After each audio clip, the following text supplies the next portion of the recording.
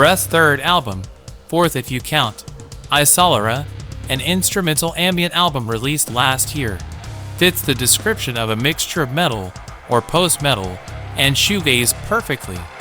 However, it doesn't even stray too far into the commonplaces of post-black metal, which turns out to be the most common name for a mix of metal and shoegaze.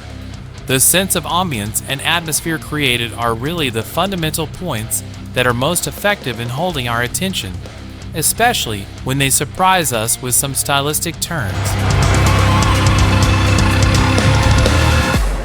Grin metalcore? No, of course not, but for a moment that's what it sounded like on this second album by the Americans Chamber. An anger and urgency that wastes no time in punishing our ears with dissonances, breakdowns, vocals full of rage and drums that give a show apart, worthy of being heard over and over again. The breakdowns may put off those with a certain allergy to this type of solution, but there's a lot more here to like about heavy music, what we can consider a real vehicle for venting our frustrations and all our anger. Good thing about what we do is that we can be surprised. Of course, you also have to be open to that. For example, this cover would never catch our attention enough to want to listen to the music it represents. And that would be our loss.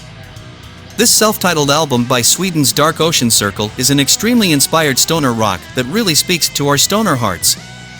It just lacks a little more power in the production, which nevertheless doesn't take away from its fuzz charm, which you also have to know how to preserve. In fact, the organic groove it emanates is undoubtedly one of the great powers of this record, which surprises and then is undoubtedly addictive. You just have to love pure desert rock.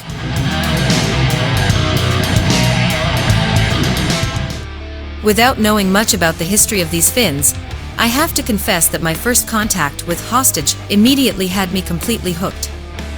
The follow-ups only reinforced that excellent first impression. The first element to make a difference was Netta Lorne's voice, powerful but at the same time sensitive enough to convey a wide range of emotions. She had already been introduced to us when she teamed up with Noora Lahimo from Battle Beast, a voice that also manages to convey the same combo of power and sensitivity. And then there are the songs.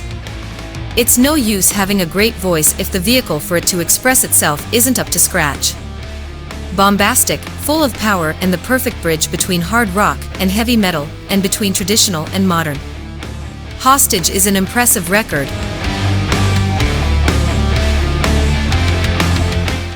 The return of Revolution Saints, Dean Castronovo's project, which has reshuffled its lineup to include Jeff Pilson on bass and Joel Hoekstra on guitars, two names that need no introduction. Eagle Flight is the beginning of a new era for the hard rock band, which adds a sense of melody that is memorable. The melody is really the main factor in our respect, which takes songs like I'll Cry For You Tonight to a new level.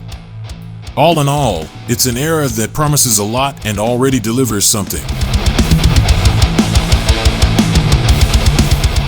As we've said a few times, we like stories of perseverance, of bands/musicians who don't give up on their dreams, even if everyone says it's not worth it.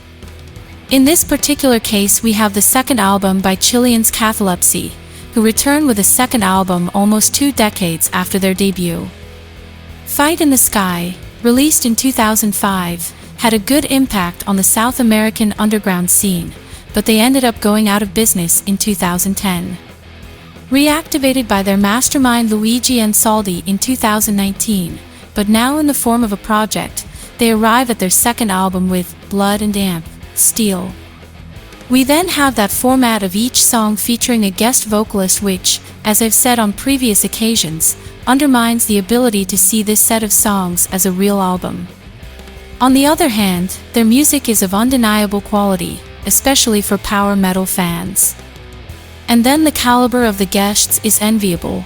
Tim Ripper Owens, KK Priest, ex-Judas Priest, Ralph Scheepers, Primal Fear, Harry Conklin, Jag Panzer, ex-Riot, among many others. There are also guest guitarists including Joel Hoekstra, Whitesnake, Roland Grappo, Masterplan, ex-Halloween, Ross the Boss, ex-Manowar, Glenn Drover, ex-Megadeth, King Diamond, Testament, among others, as well as keyboardist Scott Warren, Dio, Heaven and Hell, Black Sabbath, Oliver Palotai, Camelot. One of the great American power metal bands after a 6-year silence.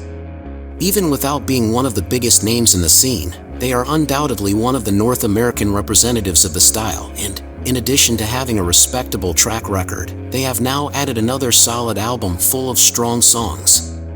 The Hallowed brings melody and weight to their power metal, where Harry Conklin's voice is always a highlight. Just when many bands are starting to feel creatively tired, they are stronger than ever. A highlight is the epic finale Last Rites, which closes the album on a high note.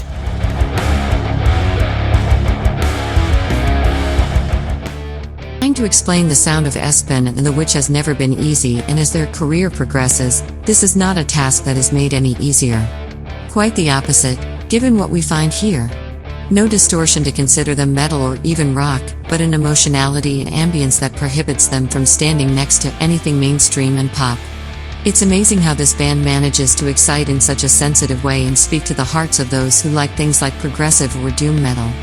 There's a sense of melancholy that remains palpable, even if the band doesn't come across as abrasive as before. This is like their ambient album without actually being one. For those winter days when melancholy seems to want to speak louder than anything else, this is the perfect album for it.